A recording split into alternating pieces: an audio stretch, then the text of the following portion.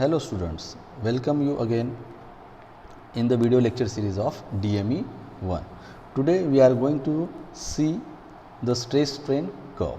Okay, as you know, you already gone through stress and strain diagram or curve in a SOM, in EM. So today we are going to see in details. So देखिए इस तरीके से आपका stress strain diagram रहता है, ठीक है, जो एक्स एक्सिस के ऊपर स्ट्रेन रहेगा और वाई एक्सिस के ऊपर आपका स्ट्रेस रहेगा, ठीक है, और आपका कर्व इस तरीके से दिखता है, इस तरीके से आपका कर्व दिखेगा और इस तरीके से उसके अलग अलग पॉइंट्स रहते हैं। तो वो पॉइंट्स को हम डिनोट करेंगे एक तरीके से कि आपका स्ट्रेस और स्ट्रेन कर्व किस तरीके से वर्क करता है, किस तरीके से वो काम करता है, ठीक है। तो जैसी समझ में आपको कि स्ट्रेन जो रहता है वो एक्स एक्सिस के ऊपर रहेगा, स्ट्रेस जो रहेगा वो वाई एक्सिस के ऊपर रहेगा, ये जो आपका ओरिजिन है वो ओ रहेगा, ठीक है। तो यहाँ से जो प्रोपोर्शनल लिमिट रहेगी एक सर्टनली, जो आप जब भी मटेरियल के ऊपर कभी लोड अप्लाई करते हो तो वो लोड अप्लाई करने के बाद मटेरियल के अंदर दो तरीके के चेंजेस होते हैं। एक होता है स्ट्रेस के रूप में चेंज होता है और एक होता है स्ट्रेन के रूप में। तो स्ट्रेस क्या रहेगा कि जिसकी इंटरनल जो भी स्ट्रक्चर रहेंगे, इंटरनल स्ट्रक्चर जो चेंज होगी उसको हम स्ट्रेस कहेंगे। और स्ट्रेन क्या कहेंगे, जिस मटेरियल के ऊपर जब लोड अप्लाई कर रहे हो तो उसका डायमेंशन चेंज हो जाएगा, यानी छोटी साइज़ थी वो बड़ी हो गई, बड़ी साइज़ आपकी छोटी हो गई। जो डायमेंशंस के या बिहेवियर या उसका आउटलुक है मटेरियल का, जो भी डायमेंशंस रहेगा, शेप आउट हो जाएगा।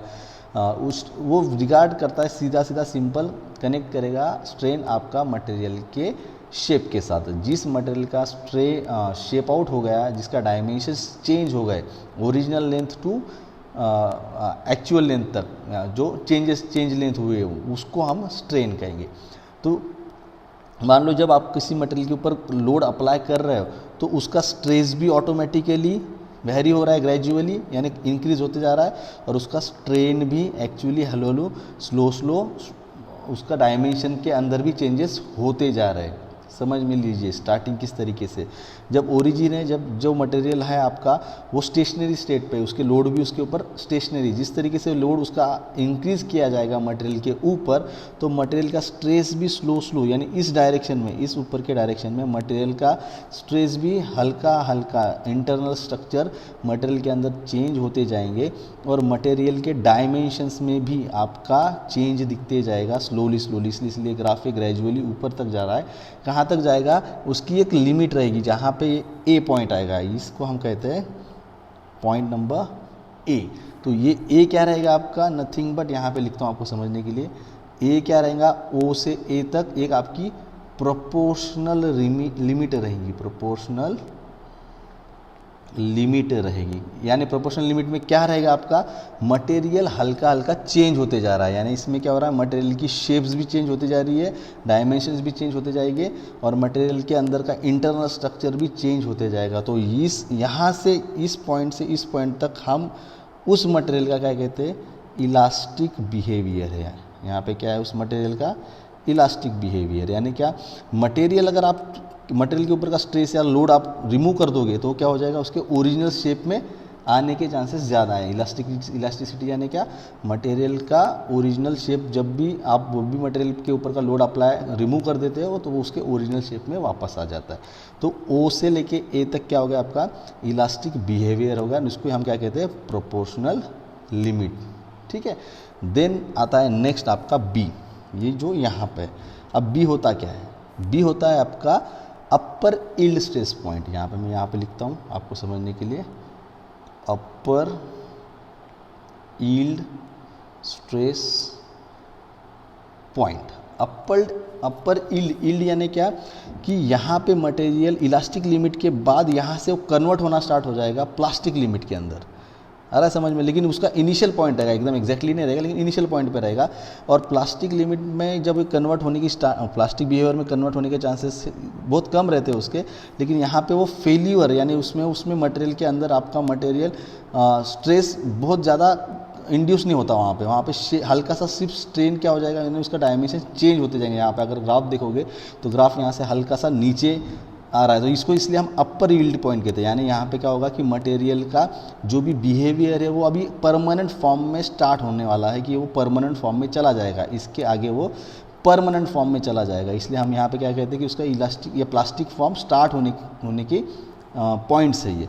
तो यहाँ पे ये इसको हम क्या कहेंगे, अपर यील्ड स्ट्रेस। देन सी जो पॉइंट है आपका यहाँ पे आएगा वो यहाँ तक, इसको हम कहेंगे ये सी पॉइंट है आपका। तो सी पॉइंट क्या रहेगा आपको, एज यूजुअल ऑब्वियस है कि इसको हम कहेंगे lower yield stress point, lower yield stress point. ठीक है, तो लोअर यील्ड स्ट्रेस पॉइंट आपका यहाँ पे आ रहा है, जिसकी वजह से क्या हो रहा है कि आपका जो चांसेस थे, जो स्ट्रेस जो कम रिड्यूस हो रहा था, कम इंक्रीज हो रहा था, और जिसमें थोड़ी सी बिहेवियर यानी जिसमें जो आपका डायमेंशंस चेंज हो रहे थे थोड़े से रैपिडली, तो वो कम होके अब यहाँ से वापस स्ट्रेस स्टार्ट हो जाएगा। यहाँ पे जो हल्का सा मैं कह रहा था कि जो प्लास्टिक फॉर्म इंक्रीज हो रहा था या फॉर्म हो रहा था, अब वो चेंज हो जाएगा, वो वापस इलास्टिक लिमिट में चला जाएगा, और यहाँ से क्या हो जाएगा, वो परमानेंटली प्लास्टिक फॉर्म में स्टार्ट हो जाएगा बनना।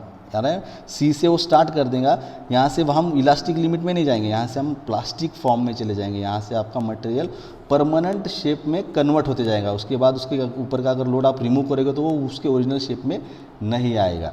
तो यहाँ से आपका जो फॉर्म स्टार्ट हो जाएगा, कहाँ तक जाएगा आपका, डी पॉइंट तक। यानी ये डी पॉइंट है जो आपका, ये जो डी पॉइंट है, ये D point nothing but your ultimate stress. D is आपका अल्टीमेट स्ट्रेस पॉइंट है। डी आपका क्या है, अल्टीमेट स्ट्रेस पॉइंट है। तो यहाँ तक आपका मटेरियल, और ये जो रीजन रहेगा वो रीजन रहेगा आपका प्लास्टिक बिहेवियर। प्लास्टिक बिहेवियर आ रहा है समझ में। तो ये प्लास्टिक बिहेवियर है, और इसके बाद जब भी आप उसके ऊपर लोड कंटिन्यूसली इंक्रीज करते जा रहे हो, अप्लाई करते ही जा रहे हो, तो मटेरियल यहाँ से हल्का सा अल्टीमेट पॉइंट यानी क्या उसका आखिरी पॉइंट है अभी स्ट्रेस या मटेरियल उसकी कैपेसिटी की वो आखिरी पॉइंट तक उसको रजिस्ट कर रहा है लोड को कि हाँ मैं ब्रेक नहीं होऊंगा, मैं फेल नहीं होऊंगा।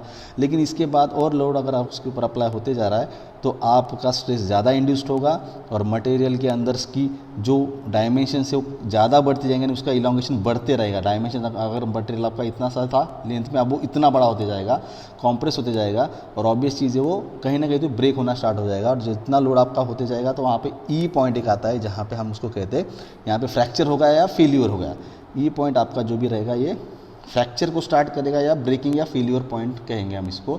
तो ये होगा आपका यील्ड पॉइंट। आ रहा है समझ में। तो अब अगर इसको हम थोड़ा सा और डिटेलिंग और थोड़ा सा और मेटलर्जिकली कंसीडर करेंगे और थोड़ा सा लुक देखेंगे, इसको देंगे, तो इसमें हल्का सा चेंज दिखेगा आपको। इसमें क्या रहता है कि जहाँ से ये जो बी पॉइंट है आपका, ये बी पॉइंट जो मैं हल्का सा यहाँ पे दिखा रहा हूँ, ये बी पॉइंट जो है, और आपका डी तक का ये जो रीजन है, ये रीजन को हम कहेंगे स्ट्रेन हार्डनिंग। Strain hardening. और ये डी से लेके ई तक का जो रीजन है उसको हम कहते हैं नेकिंग। ठीक है। तो स्ट्रेन हार्डनिंग ये थोड़ी सी टर्म जो है, जो अगर मैं यहाँ पे लूँगा तो आपको थोड़ा समझ में नहीं आएगा। ये आपके मेटलर्जी सब्जेक्ट के अंदर प्रॉपर तरीके से समझाया जाएगा कि स्ट्रेन हार्डनिंग क्या होता है। यानी क्या, जहाँ पे भी आपका मटेरियल का जो डायमेंशन है वो चेंज होने वाला था, वहाँ पे हम क्या कर रहे हैं, हीट ट्रीटमेंट दे के उस डायमेंशन को चेंज ना होने देने के लिए मटेरियल की स्ट्रेंथ बढ़ा रहे। इसलिए जो भी प्रोसेस यूज़ की जाती है उस प्रोसेस को हम कहते हैं स्ट्रेन हार्डनिंग। तो जो बी से डी के रीजन में हम हीट ट्रीटमेंट देके मटेरियल की स्ट्रेन हार्डनिंग करते हैं। देन नेक्स्ट डी से ई में जो होता है वो नेकिंग होता है। नेकिंग यानी क्या है, जो अल्टीमेट पॉइंट है मटेरियल का, जिसमें मटेरियल क्या कर रहा है, खुद को कैरी कर रहा है, खुद को रजिस्ट कर रहा है ब्रेक होने के पहले, फ्रैक्चर होने के पहले, फेलियर होने के पहले। लेकिन उसके ऊपर अगर लोड कंटिन्यूसली दिया जा रहा है, कंटिन्यूसली इंक्रीज होते जा रहा है, तो उसका एक इलास्टिक लिमिट या उसका एक फेलियर मोड पॉइंट आएगा जहाँ पे वो टूटना स्टार्ट होगा। लेकिन यहाँ से यहाँ तक जब डी से ई तक वो ट्रैवल करेगा material along with your load, increasing load, तो उसमें जो चेंजेस होंगे तो वो नेकिंग टाइप के दिखेंगे। जैसे बॉटल नेक कहते हैं ना, इस तरीके से ऐसा दिखता है, इस तरीके से ऐसा दिख के वो ब्रेक हो जाएगा। आ रहा है समझ में। तो उसको हम नेकिंग कहते हैं। तो यानी मटेरियल इस तरीके से रहेगा तो उसको हम इलोंगेट करते करते उसका डायमेंशन कम होते होते होते और इस तरीके से वो ब्रेक हो जाएगा, इस तरीके से ब्रेक हो जाएगा। तो उसको हम नेकिंग रीजन कहते हैं। तो ये स्ट्रेन हार्डनिंग रीजन हो गया और ये नेकिंग रीजन हो गया। तो होपफुली आपको स्ट्रेस एंड स्ट्रेन डायग्राम समझ में आई होगी। अब हम देखेंगे वन बाय वन आपका failure, different theories of failure. तो इसमें थोड़ा सा न्यूमेरिकल पार्ट है या आपका डेरिवेशनल पार्ट है, तो वो समझ लीजिए। तो हम क्या देखने वाले अभी, different theories of failure, different theories of failure. तो उसमें हम फर्स्ट जो देखेंगे थेरी, वो फर्स्ट थेरी का नाम है मैक्सिमम प्रिंसिपल स्ट्रेस थेरी। आपने पहले सुना हो, ठीक है। फिर तो हम देखेंगे अभी डिफरेंट थेरीज ऑफ फेल्यूर, जिसमें फर्स्ट देखेंगे हम मैक्सिमम प्रिंसिपल स्ट्रेस थेरी, ठीक है। मैक्सिमम प्रिंसिपल स्ट्रेस थेरी, इसको ही हम क्या कहते हैं, रैंकिंग थेरी, या रैंकिंग्स थेरी, ठीक है, समझ लीजिए, ठीक है। तो अब ये क्यों है डिफरेंट थेरीज ऑफ फेल्यूर, क्योंकि हमने थोड़ी प्रीवियस लेक्चर में देखा था कि फेल्यूर थेरी क्या होता है। तो फेल्यूर थेरी क्या रहती है कि आप प्रेडिक्ट करते हो कि किस कंडीशन के अंदर आपका जो रॉ मटेरियल है या फिनिश्ड गुड मटेरियल है वो किस कंडीशन के अंदर फेल होगा यानी क्या, ब्रेक होगा, डायमेंशंस चेंज हो गए, फ्रैक्चर होगा, बेंडिंग होगा, तो उसको हम कहते हैं फेल होना। तो वो हम किस कंडीशन के अंदर फेल होगा वो देखेंगे। फेल्यूर थ्योरी इसलिए ज़रूरी थी, तो वो उसके कुछ फिर एक थेरीज रहते हैं अलग अलग कि किस थेरीज में क्या हम कंसीडर करते हैं, किस थेरी में हम क्या फाइंड आउट करेंगे।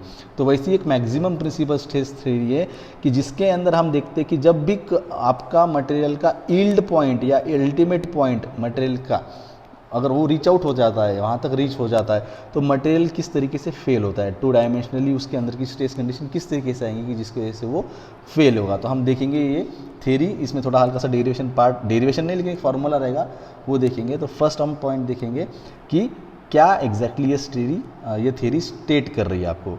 तो this theory states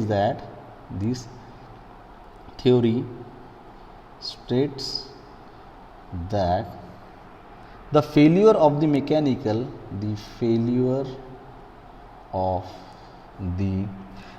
component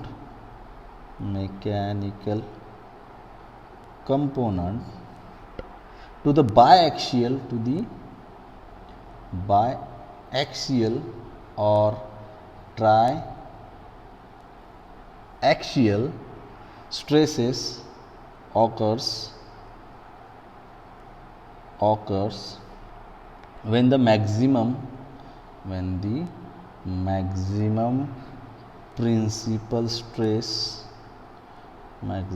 principal stress reaches the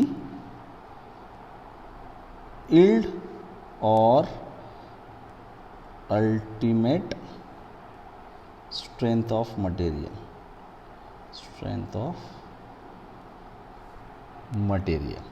ठीक है। then failure occurs, ठीक है। तो रैंकिंग थ्योरी क्या कहती है, रैंकिंग यानी मैक्सिमम प्रिंसिपल स्ट्रेस थ्योरी, ये रैंकिंग नाम के एक एक्सपर्ट ने बनाई थी। तो उनका कहना क्या था कि जब भी फेल्यूर होगा आपका कंपोनेंट का, जो भी बायएक्सियल और ट्राइएक्सियल यानी जो भी एक्सिस रहता है मटेरियल का, एक्सिस यानी मैं दिखाऊंगा आपको थोड़ी देर के बाद, जो भी कंपोनेंट का सेंटर पॉइंट रहेगा वर्टिकली हॉरिजॉन्टली, तो उन दोनों के ऊपर जब भी सेंटर वाइज उसके ऊपर लोड एक्ट किया जाएगा, उसकी वजह से जो स्ट्रेस प्रोड्यूस होगा वो स्ट्रेस क्या हो जाएगा, और उसके ऊपर अगर लोड आप कंटिन्यूसली अप्लाई करते जा रहे हो तो उसके ऊपर जो स्ट्रेस कंटिन्यूसली इंक्रीज होते रहेगा, तो वो यील्ड पॉइंट पे या अल्टीमेट पॉइंट पे जाके रीच करेगा और वहाँ पे आपका मटेरियल फेल होगा। ऐसा इन रैंकिंग थ्योरी के अंदर कहना है इनका। जैसे फॉर एग्जांपल देखेंगे हम कि आपके पास एक कंपोनेंट है, मान लो ये आपके पास एक कंपोनेंट है इस तरीके से, और इस कंपोनेंट का ये सेंटर पॉइंट हॉरिजॉन्टली और ये वर्टिकली उसका सेंटर पॉइंट, ठीक है। तो इस एक्सिस के ऊपर जब आप लोड अप्लाई करोगे, ये मान लो इस डायरेक्शन में हम कहेंगे इसको टेंजाइल, राइट। इस डायरेक्शन में हम अगर कहेंगे इसको भी हम टेंजाइल ही कहेंगे, इधर से टेंजाइल, और जैसे इसको हम इस साइड में कहेंगे तो कॉम्प्रेसिव, इस साइड में कहेंगे तो हम इसको कॉम्प्रेसिव। समझ में आ रहा है? तो इस तरीके से रहेगा। तो ये किस तरीके से करेगा, और ये इस टाइप में शेयरिंग रहेगा, जैसे हम टाउ जो कहते हैं हम शेयरिंग, बताऊँगा आपको किस तरीके से रहता है। तो जब भी आप इसके ऊपर एक्चुअली लोड अप्लाई कर रहे हो, एक तो कॉम्प्रेसिव करोगे या टेंसाइल करोगे, तो उसमें स्ट्रेस इंड्यूस होगा। जब भी लोड अप्लाई करो तो उसके अंदर स्ट्रेस इंड्यूस होगा। तो ये एक्स एक्सिस है अपना, इसलिए तो यहाँ पे सिग्मा क्या कहता है, sigma is equal to stress. Sigma को हम स्ट्रेस कहते हैं, सिग्मा डिनोट किसको कहते हैं, स्ट्रेस को। तो यहाँ पे स्ट्रेस इंड्यूस होगा, तो एक्स डायरेक्शन में हो रहा है एग्जैक्टली। तो यहाँ पे भी क्या हो जा रहा है, जो भी स्ट्रेस इंड्यूस होगा वो होगा एक्स डायरेक्शन में, एक तो कॉम्प्रेसिव होगा या टेंसाइल होगा। जो भी स्ट्रेस इंड्यूस होगा वो एक्स एक्सिस के ऊपर हो रहा है, इसलिए उसको हम सिग्मा एक्स इस नाम से देखते हैं।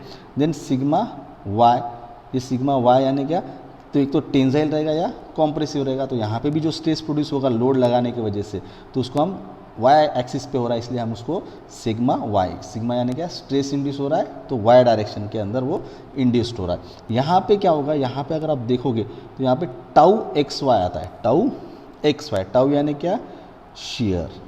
हम टाउ किसको कहते हैं, हम शेयरिंग को कहते हैं।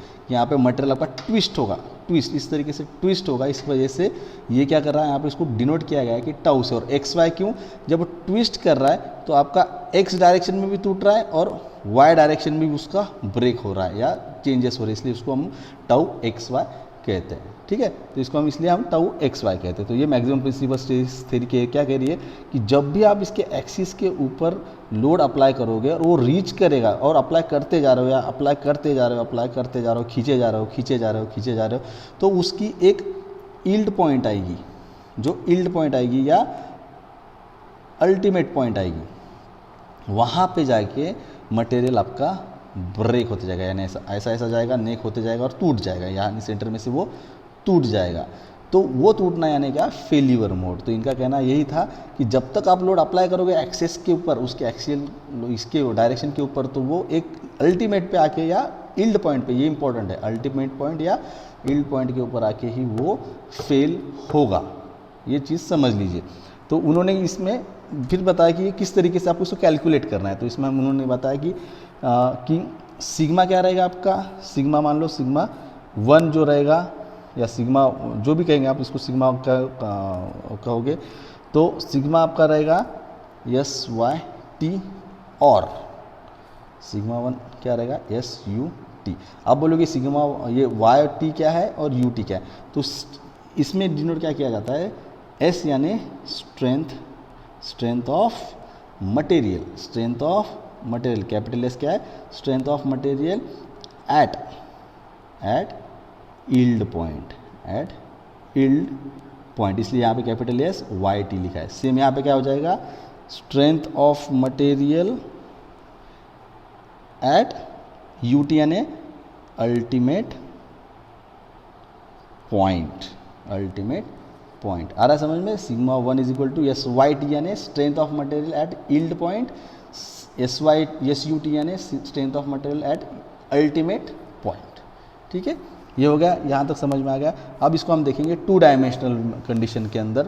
तो यहाँ पे हम देखेंगे 2 डायमेंशनल कंडीशन, आपकी 2 डायमेंशनल कंडीशन देखेंगे यहाँ पे, 2 dimensional stress condition, stress condition. तो 2 डायमेंशनल स्ट्रेस कंडीशन क्या कहता है आपका, सेम फिगर जो अभी मैंने आपको थोड़ी देर पहले निकाल के दिखाया था कि इस तरीके से रहेगा, यानी ये sigma X, sigma X, sigma Y, sigma Y, tau X Y, ये कॉम्प्रेशन, ये भी कॉम्प्रेशन है। ठीक है, अगर समझ में। तो अब यहाँ पे हम मैक्सिमम स्ट्रेस क्या कहता है आपका, सिग्मा मैक्स, यानी मैक्सिमम स्ट्रेस, मैक्सिमम स्ट्रेस जो इंड्यूस होगा वो क्या होगा, किस तरीके से होगा, वो इस तरीके से होगा, मैक्सिमम स्ट्रेस इस तरीके से होगा।